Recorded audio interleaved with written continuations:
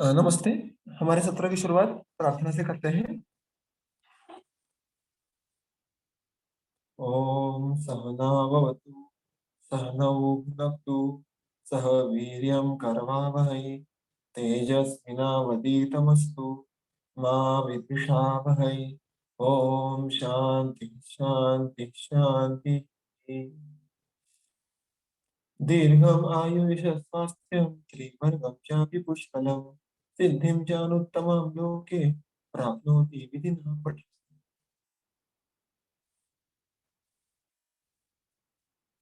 तो हमने अभी तक हमारे चरक सूत्रस्थान पहला अध्याय दीर्घिन की विधि है, इसमें जो सूत्र थे उसमें 103 सूत्र, इसको 104 सूत्र तक हमारी पूरा उसका पठन ये संपूर्ण हुआ था। जो इसके पहले का जो विषय था हमारा वो था मूत्र। उसको ही आगे बढ़ाते हुए आपको अगर याद होगा तो इस सब की जो बेसिक शुरुआत थी वो थी कि द्रव्य प्रभाव का जो भेद जो देखा था हमने कि किंचित दोष प्रशमनम यहाँ से हुआ था। फिर द्रव्यों का और एक भेद जो देखा था वो उसके उत्पत्ति भेद से देखा था हमने, जांगम, औद्भिद और पार्थिव। और फिर उसमें ये जो आगे उन्होंने कुछ विस्तार किया था वो इसमें से कुछ जो विशिष्ट द्रव्य है उनके प्रत्यांग है, प्रयोज्यांग है, उसके आधार पर उन्होंने कैसे कैसे गुण कर्म अलग अलग होते हैं। और हमने ये भी देखा था कि इनडायरेक्टली वो हमें द्रव्यों के प्रभाव के बारे में बार बार कहने का प्रयास कर रहे हैं जो हमें समझ के लेना है। और that is the crux of this part of भेषज चतुष्क। क्योंकि पहले हमने देखा है कि इसके आगे जहां जहां पे वर्णन आएगा कुछ कुछ वहां वहां पे गुण कर्म ये कहे जाएंगे, लेकिन सिर्फ गुण कर्मों के द्वारा हम प्रयोग करने में सक्षम नहीं होते। द्रव्य का प्रभाव भी जानना आवश्यक होता है। सो किस प्रकार एक ही योनि के द्रव्य, एक ही प्रकार के द्रव्य, ये द्रव्य प्रभाव, ये प्रभाव से अलग अलग कर्म कर सकते हैं, ये वो हमें बार बार कह रहे हैं। तो उसके हमने कुछ उपलक्षण ये अभी तक देखे हैं, जिसमें मूत्र का वर्णन ये काफी हद तक विस्तार से आया था। हमने उसमें सामान्य गुण भी देखे थे, और फिर जो अष्ट प्रकार है मूत्र के उसके अलग अलग गुण भी हमने देखे हैं। तो अभी यहाँ पे उन्होंने उसका उपसंहार किया था मूत्र के वर्णन का कि इति यह उक्तानि मूत्राणि यथा सामर्थ्य योगतः। और फिर उसके बाद सूत्र क्रमांक 105 से आगे जो क्षीर वर्णन शुरू होता है उससे आगे हम आज देखेंगे। देखो पहले जो एक दो तीन सूत्र है वो आपके सामने ब्लू फॉन्ट में मैंने लिखे हैं, उसको मैं पहले एट स्ट्रेच पढ़ लेता हूँ, फिर एक एक सूत्र को देखेंगे। अतः क्षीराणि वक्ष्यन्ते कर्म चैषां गुणाश्चये अविक्षीरमजाक्षीरम गोक्षीरम माहिषम च यत् उष्ट्रीणाम अथ नागीनाम बड़वाया स्त्रियास्तथा प्रायशो मधुरम स्निग्धम शीतम स्तन्यम पयोमतम प्रीणनम ब्रूहणम वृष्यम मेध्यम बल्यम मनस्करम जीवनीयम श्रमहरम श्वासकास निबर्हणम हंति शोणितपित्तैंच संधानम विहतस्य च अतः क्षीराणि वक्ष्यन्ते। अतः ये अगर आपको याद होगा तो इवन अध्याय के नाम के वर्णन के समय भी अथा तो अथा तो ये जो दो शब्दों का एक संधि था उसमें अथ और अतः, तो अतः इसका एक अर्थ होता है कि अनंतर की, यानी हम इसके बाद। तो जब जैसे पहला मूत्र का विषय संपूर्ण हुआ, अभी उसके बाद क्षीराणि वक्ष्यन्ते, अलग अलग क्षीराणि ये बहुवचन हो गया, क्षीर यानी दुग्ध, तो अनेक सारे क्षीरों का वर्णन अब हम ही करेंगे। वक्ष्यन्ते ये भविष्य कालवाचक हो गया, इज अ फ्यूचर टेंस। क्या कर्म चेषाम गुणाश्चये, ऐशाम यानी इनके। हमने देखा है बहुत बार कि षष्ठी विभक्ति जब होती है किसी का किसी की, उसका बहुवचन आ जाता है प्लूरल, तो उनका, तो किनका, तो क्षीरों का गुण और कर्म अभी हम जो है वो इसके आगे देखने वाले हैं। तो वो कौन से क्षीर है? अविक्षीर, अभी आपको पता है कि भेड़ या शिप, अजाक्षीर यानी बकरी, गोक्षीर माहिषम चयत, और जो माहिषभी क्षीर है वो उष्ट्रीणाम, उष्ट्रीणाम यानी ऊंट जो होता है ऊंट का दूध, अथ नागी नाम, नाग इसका शब्द इस के दोनों अर्थ है। नाग का अर्थ जो हम लेते हैं कि सांप का एक भेद, वैसा तो है ही, लेकिन बहुत जगह पे संस्कृत में नाग का प्रमुख अर्थ ये हाथी ऐसा भी होता है। और इसीलिए आप अगर इवन नाग भस्म में भी देखो तो वहां पे लिखा है कि नाग भस्म के अगर गुण देखो आप, उसके मूल सूत्र देखो कि नागवत बल प्राप्ति होती है, तो वहां पे ऑब्वियसली नाग यानी जो सांप का भेद वो तो अपेक्षित नहीं है, वहां पे भी हमें उस अर्थ में हाथी ये लेना है। तो यहाँ पे भी नागी नाम यानी हाथी जो उसका है उसका दूध, ये हमें यहाँ पे समझ के लेना है।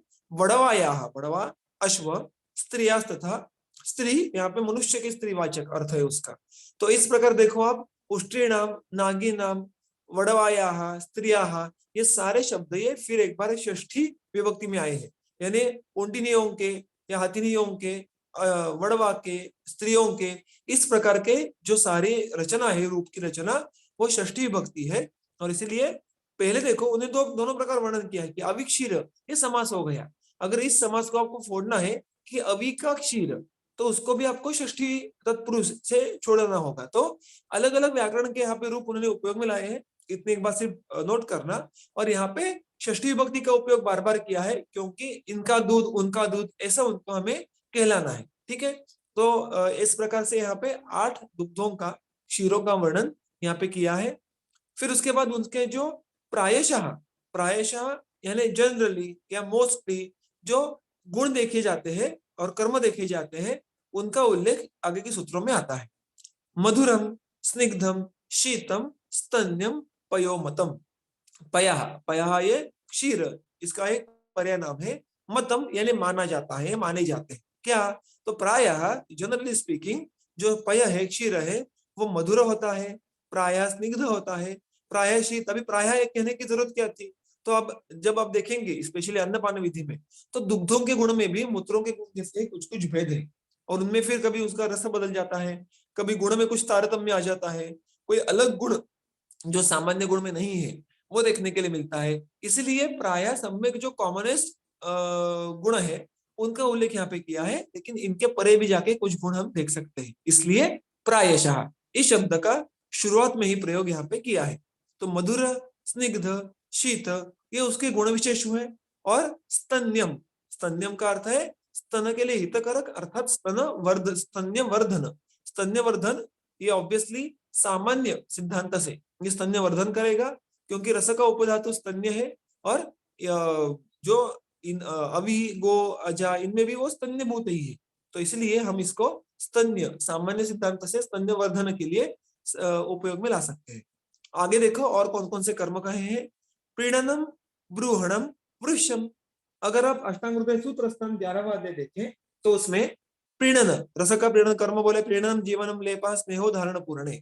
तो प्रीणन कर्म ये रस धातु का प्रधान कर्म है, जो वहां पे स्पष्ट रूप से कहा है, अर्थात रस वर्धन का और सारभूत रस धातु का उत्पत्ति करने के बाद ही हमें प्रीणन कर्म देखने के लिए मिलेगा। तो यहाँ पे प्रीणन कर्म ये बात दर्शाता है कि क्षीर ये रस धातु की वृद्धि करता है, और रस धातु की सार भाग की वृद्धि अच्छे से करता है, जिससे हमें रस धातु का प्रीणन कर्म ये देखने के लिए मिलेगा। Same logic applies to the next two कर्म एज वेल।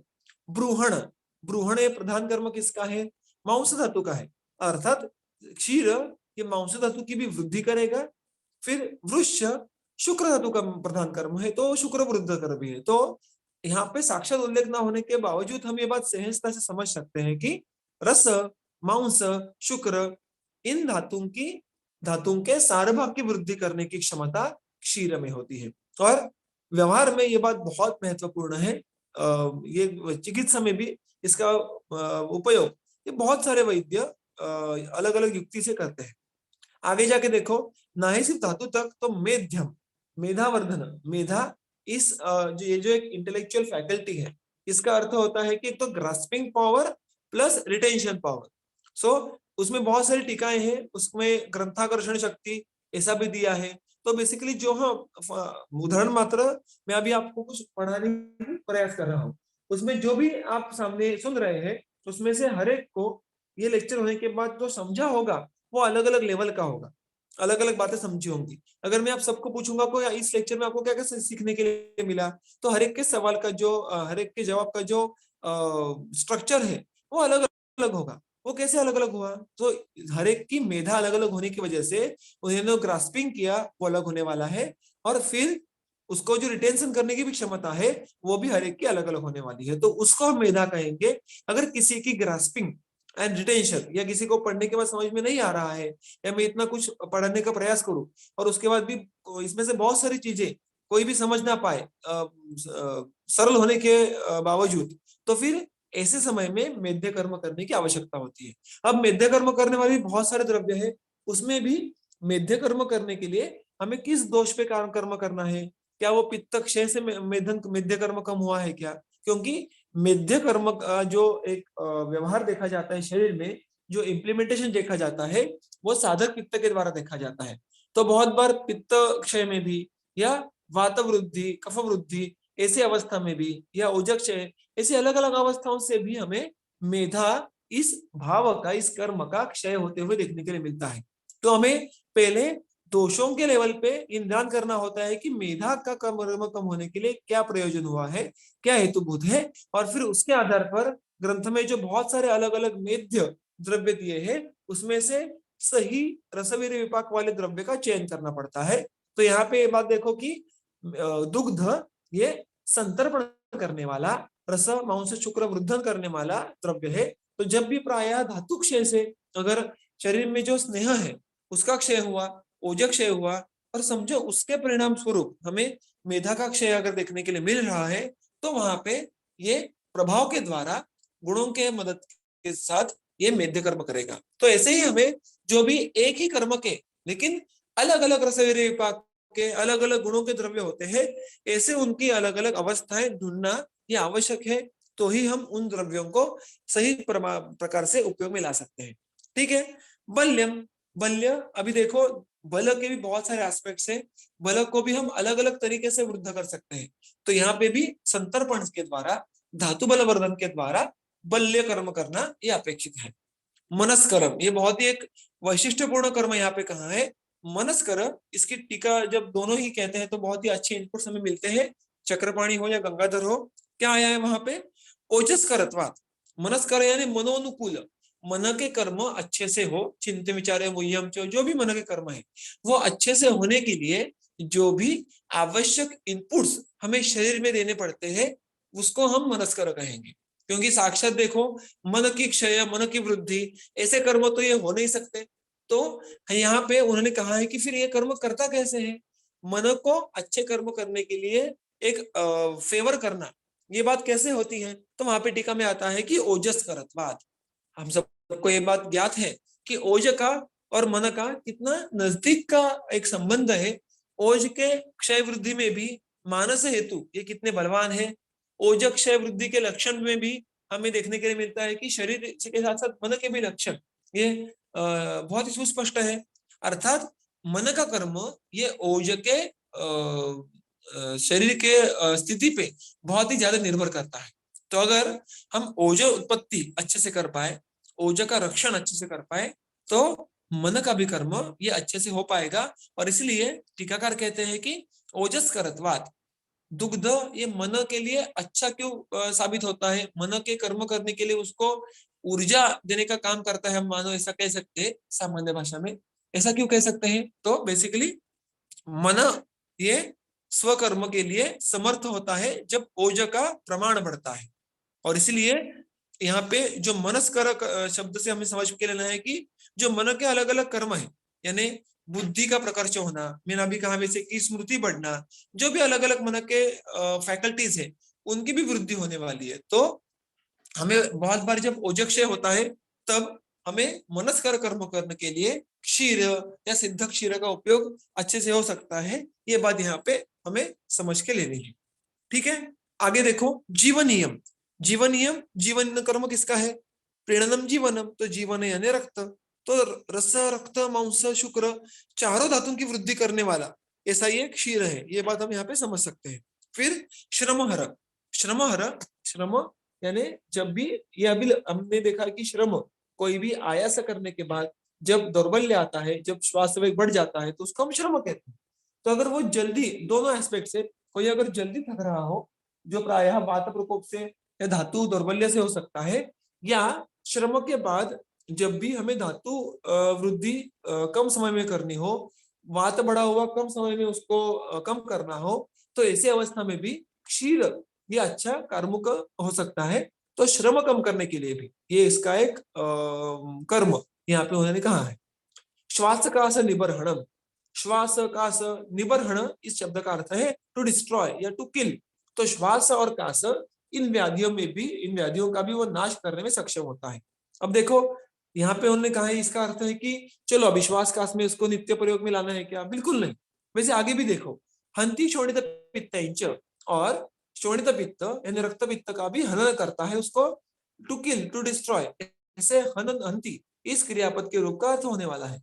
तो श्वास काश ले लो, रक्त पित्त ले लो, क्या एक ही द्रव्य ये पूरे के पूरे व्याधि की संप्राप्ति भंग करके उपशय देने में सारे अवस्थाओं में कर्मक होने वाला है क्या? ऑब्वियसली नहीं। तो हमने जैसे क्षीर मूत्र के बारे में देखा था, वैसे ही कि जो उसके लिए योग्य अवस्था है उसमें उपयोग में लाए तो हमें उस व्याधि में संप्राप्ति भंग का फल मिलेगा। जैसे उन्होंने टीका में रक्तपित्त के बारे में कहा है कि रक्तपित्त के भेद तो हमें पता है, ऊर्ध्वग, अधोग। अब वहां पे वो पूर्व पक्ष ऐसा कहते हैं कि देखो ऊर्ध्वग रक्तपित्त में कफानुबंध होता है, तो कफानुबंध में अगर आप क्षीर का उपयोग करें तो वो तो रक्तपित्त को बढ़ाएगा। इसका अर्थ है कि आप एम्पिरिकली दुग्ध का उपयोग करना है, ऐसा बिल्कुल नहीं है। तो उन्होंने कहा है कि अवस्था विशेष आपन्न, जब विशेष अवस्था कोई आए उस व्याधि की तो ही क्षीर का उपयोग करे, तो ही हमें उपशय देखने के लिए मिलेगा उस व्याधि की अवस्था में। मैंने नीचे एक उदाहरण के लिए रक्तपित्त का जो रेफरेंस कोट किया है, चरक चिकित्सा स्थान रक्तपित्त चिकित्सा अध्याय क्रमांक 4, उसमें अगर आप जब सूत्र क्रमांक 82 से लेकर 84 तक देखे तो वहां पे आपको क्षीर की अवस्था देखने के लिए मिलेगी, और हमें आपको इसे हर अध्याय में ढूंढने के बाद मिल सकता है कि कौन सी अवस्था में क्षीर का उपयोग करना है। रक्तपित्त में कैसे कहते हैं, देखो वहां पे जब कफक्षय हो जाए, कफवे विजय प्राप्त हो जाए, उसके पहले, इन सूत्रों के पहले अलग अलग कषायों का वर्णन आया है स्पेशली। तो उन कषायों के द्वारा जब भी हम कफवे विजय प्राप्त कर ले, लेकिन वो करने के बाद भी अगर रक्तपित्त कम नहीं हुआ, लेकिन अभी अवस्था क्या है, कफक्षय है, वात का बल ज्यादा है, लेकिन और अग्नि भी दीप्त है, तो दीप्ताग्नि और वाता का अनुबंध, ऐसी अवस्था में फिर हमें दुग्ध या पय का उपयोग करने की अवस्था आने वाली है। तो ऐसे अगर अवस्था आपको पता होगा कि जीर्ण ज्वर में भी अवस्था आई है क्षीर की, ऐसे हर एक व्याधि में आपको अलग अलग अवस्थाएं मिलेंगी। उस अवस्था में अगर आप योग्य प्रकार से उपयोग करो तो वो व्याधि कम होने वाला है। ऐसा ऐसा यहाँ पे इंटरप्रिटेशन हमें समझना आवश्यक है। सिर्फ फलश्रुति में आया है इसलिए व्याधिघ्न के तौर पे उसको इनजुडिशियली यूज करना है, ये व्यवहार शास्त्र को अपेक्षित नहीं है। ठीक है, उसके आगे जाके देखो, संधानम विहतस्य च, विहत, विहत इसका यहाँ पे हमें जो लक्ष्यार्थ लेना है वो है भग्न, मतलब जो कुछ भी भग्न यानी टूट गया है। प्राय हम अस्थि के लिए ये जो विशेषण है वो उपयोग में लाते हैं, उसका संधान करने के लिए, उसको जोड़ने के लिए, संधान करना यानी जोड़ना, तो अस्थि संधान के तौर पे भी दुग्ध का उपयोग करना है। ये बहुत ही महत्वपूर्ण बात। व्यवहार में भी जब भग्न के रुग्ण हमारे पास आते हैं तो उनको हम अलग अलग सिद्ध क्षीर कल्पनाएं या क्षीर का संस्कार हो ऐसी आहार कल्पनाएं, फिर वो पायस हो या क्षीरिका हो या क्षीर सिद्ध पेया हो, ऐसा रुग्ण को हम देने का एडवाइस करते हैं। तो ऐसा भी अस्थि संधान करने की भी एक क्षमता जो उसका अस्थिगामित्व भी अंडरलाइन करती है। अगर आपको पता है तो अस्थि क्षय के भी चिकित्सा में तिक्त सिद्ध क्षीर इसका उपयोग करने के लिए कहा है, फिर वो पानार्थ भी है, बस्ती के लिए भी है। तो अगर हम योग्य संयोग करें, संस्कार करें, तो क्षीर पे भी अस्थि पे भी बहुत ही सुंदर कर्म करने की क्षमता ये पय रखता है, क्षीर रखता है। ठीक है, आगे बढ़ेंगे। सर्वभूताम सात्म्यम शमनम शोधनम तथा सर्व प्राणभृताम। अभी यहाँ पे लिटरल मीनिंग क्या है, सर्व प्राणभृताम यानी सारे जो प्राण धारण करके हुए रखे हैं, ऐसे जो दुनिया में लोग हैं वो कौन है, वो सिर्फ इंसान नहीं है, even animal kingdom, plant kingdom सारे हैं। तो अगर वैसा हो तो यहाँ पे क्या हमें सारे प्राणियों को, सारे वनस्पतियों को भी ग्रहण करना है क्या? तो नहीं। यहाँ पे टीकाकार कहते हैं कि अधिकरण ये मनुष्य का है। ये आयुर्वेद का जो सारा वर्णन है, ये गुण कर्मों का वर्णन है, ये मनुष्य के लिए चल रहा है। इसका हम संयोग पुरुष ये अधिकरण है जो हमने बहुत शुरुआत में देखा है। तो इसीलिए यहाँ पे जो चूंकि इसका मतलब ऑल लिविंग बींग्स ऐसा हम लिटरल में ले सकते हैं, लेकिन यहाँ पे अधिकरण में हमें सारे मनुष्य ऐसा लेना है। तो सर्व प्राणभूतम यानी क्या, सारे प्रकार के मनुष्य, उसमें कोई स्त्री पुरुष वृद्ध बालक कोई भेद नहीं है। इन जनरल मनुष्यों के लिए दुग्ध, ये साथ में है। साथ में का अर्थ क्या बोला है? तो आत्मना सह एकी भावम, जो हमारा शरीर है उसके साथ बहुत ही सहजता से वो एक रूप हो जाता है दुग्ध। इसका अर्थ यहाँ पे उन्होंने साथ में का ऐसा लिया है। एक ही भाव मतलब एक रूप हो जाता है, becomes one with the body in a very easy manner. अब गंगाधर इसमें एक इंटरेस्टिंग कंट्रीब्यूशन करते हैं। वो कहते हैं कि सात्म्य यहाँ पे जो ऐसा वर्णन आया है, इससे हमें क्या समझ के लेना है? तो सजातीय और इवन विजातीय दुग्ध, ये हमें मनुष्यों को साथ में है। सजातीय मतलब ऑब्वियसली जो शिशु अवस्था में हम शिशु अवस्था में जो हमें यहाँ पे स्तन्यपान हम बच्चों में देखते हैं, वो तो उसको साथ में होता ही है। लेकिन उसके बाद भी हम गो क्षीर का सेवन ये बहुत कॉमनली करते हैं, महिषक क्षीर का सेवन बहुत कॉमनली करते हैं, और अभी हम सैकड़ों साल से करते आ रहे हैं। तो वो भी विजातीय दुग्ध होने के बावजूद हमें साथ में है। तो क्षीर ये द्रव्य के तौर पर मनुष्यों को साथ में है, फिर वो मनुष्य का यानी स्त्री का स्तन्य होगा या अन्य प्राणियों का क्षीर होगा, दोनों ही हमारे लिए साथ में है। और इसीलिए बहुत बार जो चर्चा होती है कि प्राणियों का दुग्ध सेवन करना चाहिए नहीं करना चाहिए, हम पहले तो नहीं क्या करते थे, तो गंगाधर का यहाँ पे कहना है कि विजातीय जो प्राणी है उनका भी क्षीर सेवन करना ये साथ में है, और इसलिए उनका सेवन करने से हमें कोई बाधा नहीं होगी। उल्टा है, इसलिए जब भी अगर हम गाय का दूध हो या भैंस का दूध हो, उसको बहुत बार देखने के लिए मिलता है कि एलर्जी जैसी चीजें हो जाती हैं। लेकिन अगर हम इस सूत्र को देखें तो इसका अर्थ है कि मूलतः मनुष्य के शरीर को अन्य दुग्धों को भी साथ में करना संभव है, और इसलिए अगर ऐसा कोई एलर्जिक रिएक्शन आ रही है तो वो दोषों के कारण आती होगी। इसका अर्थ है कि वो विकृति है, और इसका अर्थ है कि वो चिकित्सा अगर होगी, साध्य होगी, तो उस पर चिकित्सा करके हम इसको दूर कर सकते हैं, क्योंकि मनुष्य का स्वभाव ये क्षीर सात्म्य वाला है। तो ये एक बहुत ही इंपॉर्टेंट इनपुट यहाँ पे सूत्र में तो है ही, लेकिन गंगाधर के द्वारा हमें सामने हमारे आ जाता है, हमें मिलता है। ठीक है, आगे वो देखो, शमनम शोधनम तथा शमनम, और उसी प्रकार से शोधन भी दोनों कर्म करता है। मुख्यतः वात का शमन करेगा और पित्त और पुरुष इनका शोधन भी करेगा, क्योंकि दुग्धांच मूत्रांच विरेचनानि, जैसे हमने देखा था मूत्र इसके पहले के सत्र में, ये विरेचन करने की क्षमता रखता है, वैसे दुग्ध भी विरेचन करने की क्षमता रखता है। ऑब्वियसली मृदु विरेचन है, लेकिन योग्य विधि से वो पित्त और जो भी मला संचित है उसका भी अनुलोमन करना ये कर्म कर पाएगा। तो शमन भी करता है, वो प्रायः वात प्रधान पित्तानुबंध अवस्था में करेगा, शोधन भी करेगा, वो पित्त प्रधान अवस्था में करेगा। ऐसा यहाँ पे उन्होंने यहाँ पे हमारे सामने बात रखी है। तृष्णा अघ्नम, तृष्णा का नाश करने वाला। तृष्णा ये प्रायः वात पित्त प्रधान से उत्पन्न होने वाला लक्षण है। तो शरीर में जब भी आप्यायांश कम हो जाएगा तो उसको रिप्लेनिश करने के लिए, और अगर ये वात पित्त प्रधान लक्षण होगा तो वात पित्त को कम करके ये तृष्णा को कम कर सकता है।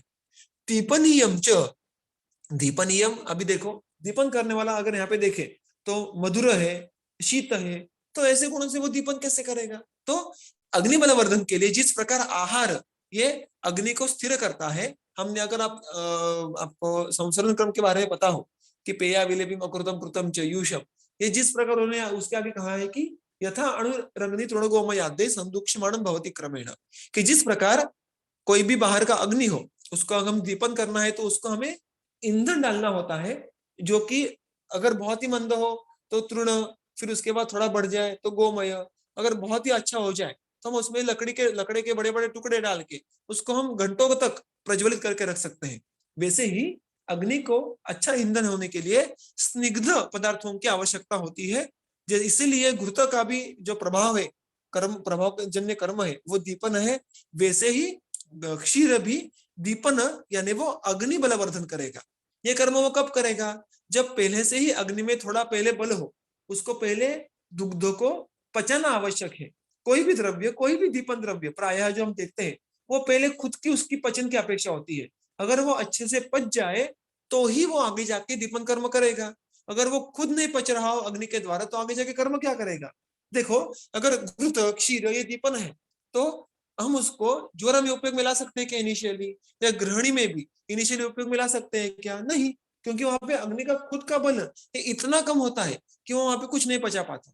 तो इसलिए अलग अलग दीपन द्रव्यों की योजना कब करनी है, ये बहुत आवश्यक है, ये समझना बहुत आवश्यक है। और इसलिए यहाँ पर भी जब हमें अग्नि का बल पहले अच्छा है उसको और बढ़ाना है, सामावस्था नहीं है, ऐसी अवस्था में अब दुग्ध का या फॉर दैट मैटर घृत का भी उपयोग कर सकते हैं। क्योंकि देखो क्षीर या दुग्ध ये खुद में तुलनात्मक रीत्या गुरु है। तो इसलिए जब जैसे मैंने आपका पहले सूत्र कोट किया, यथा अणुरग्नि तृणगोमयाद्य संदुक्ष्यमाणं भवति क्रमेण। सो क्रमशः जब आगे आगे के एक पायदान पे हमें अग्नि का दीपन करना है, तो अग्नि का बल एक विशिष्ट पायदान तक पहुंच गया है, तो उसके बाद उसका बल और बढ़ाने के लिए, अग्नि का बल स्थिर करने के लिए हम दुग्ध का उपयोग कर सकेंगे। सो इसलिए दीपनीय यानी अग्नि बलवर्धन ऐसा थोड़ा वैशिष्ट्यपूर्ण कर्म हमने दुग्ध का समझ के लेना है। मुख्यत्वे उसका स्निग्ध गुण ये अग्नि के बल को स्थिर करेगा, ये बात यहाँ पे समझना आवश्यक है। फिर श्रेष्ठम च श्रेष्ठम क्षीण क्षतेषु च, तो श्रेष्ठम इसका अनुवर्तन अब ये विशेषण है, तो श्रेष्ठम दीपनियम करके लेना है या श्रेष्ठम क्षीण क्षतेषु लेना है। तो गंगाधर ने श्रेष्ठ का अनुवर्तन क्षीण क्षतेषु इस यहाँ पे किया है, तो मैं भी यहाँ पे उसका अनुवर्तन करके उस प्रकार का अर्थ ये आपके सामने रख रहा हूं कि क्षीण और क्षत, क्षीण यानी धातु क्षय के जो हेतु है उनका अतिरिक्त सेवन होने के बाद शरीर में जो धातु क्षीणता की अवस्था आ जाए वो, या क्षय क्षत, क्षत यानी प्रायः उरक्षत ऐसा अर्थ लिया जाता है परिभाषा के तौर पे। तो जो भी ऐसे क्षीण रुग्ण है या उरक्षत के रुग्ण है, इनमें भी श्रेष्ठ किसके लिए, धातु बलवर्धन के लिए, और इनमें प्रायः हमें वात का प्राधान्य देखने के लिए मिलता है, उनको कम करने के लिए श्रेष्ठ ऐसा द्रव्य ये दुग्ध है। अभी उसके आगे फिर देखो अलग अलग व्याधियों का उल्लेख आया है। पांडुरोगे अम्ल पित्ते च शोषे गुल्मे तथोदरे अतिसारे ज्वरे दाहे श्वेतौच विशेषतः, विशेषतः यानी विशेषतः इन व्याधियों में उपयुक्त होता है। हम जो पहले हमने कर्म देखे, जीवन होगा, ब्रूहण होगा या श्रम होगा, ये जो कर्म है वो हमें सारे के सारे व्याधियों में उतने ही एफिशिएंटली देखने के लिए मिलेंगे क्या? तो ऐसा नहीं होता है। हर द्रव्य का कुछ व्याधियों पे कुछ खास अलग कर्म होता है और कुछ व्याधियों पे इतना अच्छा कर्म नहीं कर पाते हो। तो जिन व्याधियों पे दुग्ध का कर्म अच्छा एफिशिएंटली एग्जीक्यूट हो सकता है वो व्याधि कौन कौन से है, तो ये आपके सामने जो 1 से 10 क्रमांक का सूत्र है उसमें वो सारी व्याधि आए हैं। अब उन व्याधियों में भी अलग अलग उसकी अवस्था कौन कौन सी होगी ये ढूंढना, ये हमारा काम होगा। इस इतना सारा विस्तार करना ये हमें एक सत्र में संभव नहीं होगा, अन्यथा हमारा विषय पूर्ण नहीं होगा।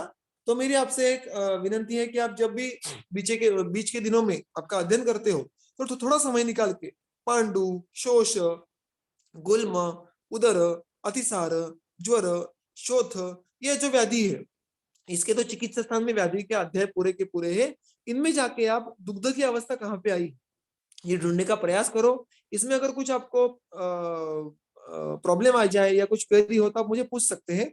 अब इसमें अम्ल पित्त और दाह ये जो अलग अलग दो शब्द आए हैं, अभी अम्ल पित्त ऐसा अलग व्याधि तो हमें चरक संहिता में या बृहत्रयी में प्राप्त नहीं होता। वो बहुत बड़ा अगर आप ग्रहणी अध्याय पढ़ो तो ग्रहणे के पूर्व रूप में या अजीर्ण की अवस्था स्वरूप हमें पित्त को अम्लत्व प्राप्त हुआ है जो विकृत है और जो कम नहीं हो रहा है उसको हम अम्ल पित्त कहते हैं। और वो एक अवस्था स्वरूप के मात्र उसका वर्णन हमें अजीर्ण और ग्रहणी इसके बीच में देखने के लिए मिलता है। तो वहां पे भी हम इसका उपयोग कब कर पाएंगे, तो ऑब्वियसली जब सामावस्था हो तो उसका उपयोग करना ये असंभव है। तो प्रायः जब निराम अवस्था हो तो सिद्ध क्षीर का उपयोग हम कर सकते हैं, ऐसी एक सोच यहाँ पे रख सकते हैं। और दाह, दाह ये भी लक्षण स्वरूप है। आप प्रायः अगर दाह का अलग वर्णन देखो तो हमें मदात्य में देखने के लिए मिलता है आगे के ग्रंथों में। और इसलिए दाह यानी ऑब्वियसली पित्त का उष्ण गुण बढ़ने के बाद ही दाह लक्षण हमें देखने के लिए मिलने वाला है। और दुग्ध इसका शीत गुण ये बहुत ही प्रभावी है। तो हम ये बात समझ सकते हैं कि पित्त के उष्ण गुण को कम करने की क्षमता दुग्ध रखता है। ऐसा बहुत ही पिन पॉइंट अंडरस्टैंडिंग हम दाहग्न इस कर्म से समझ सकते हैं। तो ऐसे ही आपको हर एक व्याधि में जाके हर एक अवस्था को ढूंढना है और उसके द्वारा दुग्ध के भी कर्म को अच्छे से समझने का प्रयास आपको करना है। तो ये सारी बात आगे जाके आप खुद करोगे ऐसा मेरी आशा है। इन सारे पांडुरोगे अम्ल पित्ते शब्दों की विभक्ति सप्तमी है। सप्तमी यानी के उनमें उन व्याधियों में ये दुग्ध काम करेगा, ऐसा अर्थ यहाँ पे समझ के लेना है। ठीक है, आगे देखो, सप्तमी विभक्ति का सिलसिला आगे चलते रहता है। योनि शुक्र प्रदोषेषु मूत्रेषु अप्रचुरेषु च पुरुषे ग्रथिते पथ्यम वात पित्त विकारिणाम। तो योनि शुक्र प्रदोषेषु यानी योनि प्रदोष और शुक्र प्रदोष, ये जो अलग अलग वर्णन हमें ग्रंथ में देखने के लिए मिलता है, जो योनि व्यापक होंगे या उसके आगे जो शुक्र दृष्टि अलग अलग कही होगी, उनमें भी आप दुग्ध का उपयोग कर सकते हैं। मूत्रेषु अप्रचुरेषु च, अप्रचुर यानी बहुत या अधिक, अप्रचुर यानी अल्प यानी कम। तो मूत्रक्षय में वर्धन के लिए दुग्ध का उपयोग ला सकते हैं, ऐसा एक बहुत ही इंटरेस्टिंग यहाँ पे पॉइंट ग्रंथकार रखते हैं। तो जब भी मूत्रक्षय की अवस्था हो, मूत्रक्षय के लक्षण आपको वाग्भट सूत्र स्थान 11 में वापिस देखने के लिए मिलेंगे। तो जब मूत्र ये अप्रचुर हो, मूत्र ये प्रमाणतः कम हो, तो वो भी वर्धन करने की क्षमता ये दुग्ध में है। ये बहुत ही इंटरेस्टिंग इनपुट यहाँ पे हमें देखने के लिए मिलता है। ओके, बहुत सारे वैद्य भी जब मूत्रक्षय के ऐसे लक्षण देखने के लिए मिले तो दुग्ध या सिद्ध दुग्ध का व्यवहार में उपयोग करते हैं। ये बात यहाँ पे ध्यान में रखना जरूरी है। और ऑब्वियसली दोषों को भूलना नहीं है। ये आगे के सूत्र में जैसे कहा है उन्होंने कि वात पित्त क्षीण करने वाला और कफ वर्धन करने वाला है। तो कफ वृद्धि की अवस्था में इसको बिल्कुल उपयोग में लाना नहीं है। जब वात पित्त प्राधान्य है और समझो ऐसे अवस्था में हमें मूत्रक्षय भी देखने के लिए मिला, तो हम इसका विचार बिल्कुल कर सकते हैं। पुरीशय ग्रथिते, पुरुष में जब ग्रंथि या पुरुष में जब गांठे गांठे हो जाए, इस प्रकार से पुरुष में ग्रह हो जाए, तब भी जो अनुलोमन और स्नेहन इन दोनों कर्मों से ये पुरुष का ग्रंथन कर्म वो कम करेगा। और पथ्यम वात पित्त विकारिणाम, वात पित्त के जो भी अन्य अलग अलग विकार है उसमें पथ्यम यानी उसमें स्रोतों के लिए अनुगुण हितकर है, ऐसा यहाँ पे हमें इन जनरल उसका कर्म समझ के लेना है। ठीक है, तो इसके आगे जाके जो और दो सूत्र है वो भी देख लेते हैं क्षीर के बारे में। नस्यालेपन अवगाहेषु वमन आस्थापनेषु च विरेचने स्नेहने च पयः सर्वत्र युज्यते। अभी व्याधियों के बाद कर्म की बारी आई। कौन कौन से कर्मों में दुग्ध का प्रायः उपयोग हम कर सकते हैं? नस्य, आलेपन, अवगाह, वमन, आस्थापन या निरूह, विरेचन, स्नेहन, इन सारे कर्मों में सर्वत्र युज्यते। सर्वत्र यानी इन कर्मों में सर्वत्र उपयोग में यह लाया जाता है। अलग अलग अवस्थाओं में भी आप युक्ति पूर्वक दुग्ध का उपयोग कर सकते हैं।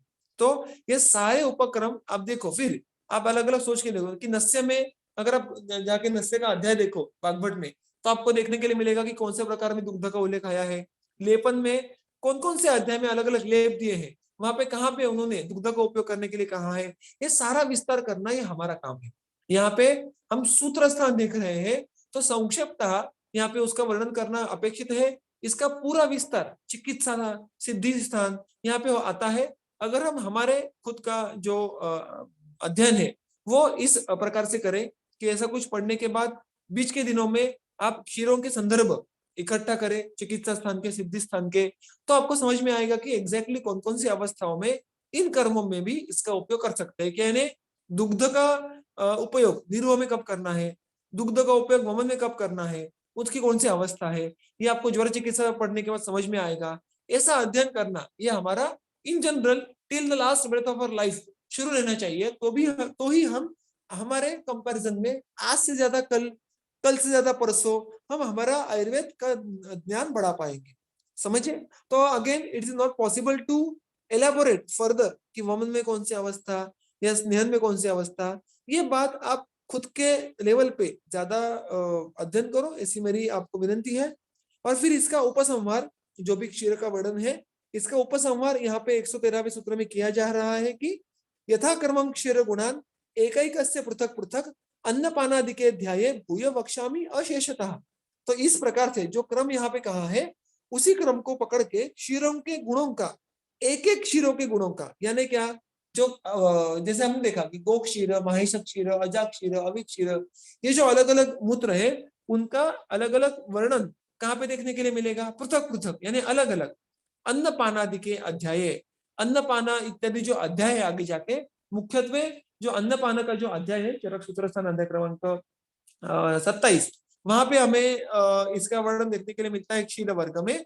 तो उस अध्याय में भूयो वक्ष्यामि अशेषतः, भूयः यानी विस्तार से, एलैबोरेटली, अशेषतः वक्ष्यामि, बिना कुछ शेष रखे, यानी संपूर्णतः हम उसका भविष्य कालवाचक वर्णन, ये रूप है वक्ष्यामि, मैं उसका वहां पे आगे जाके वर्णन करूंगा, या मैं आगे जाके वो जो सारे क्षीरों के गुण है उनको आगे जाके मैं कहूंगा।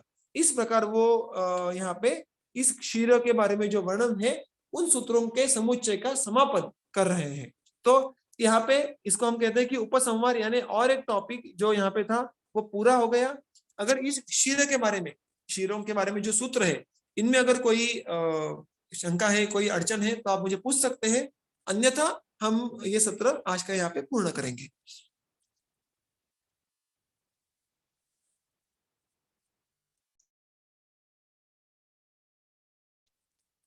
ठीक है, अगर कोई आपत्ति आए या कोई अगर डाउट हो तो आप बीच में मुझे पूछ सकते हैं। मैंने आपको कहा वैसे कृपया दुग्ध के अलग अलग जो रेफरेंस है वो देखने का प्रयास करो, तो आपका अंडरस्टैंडिंग और पक्का होगा।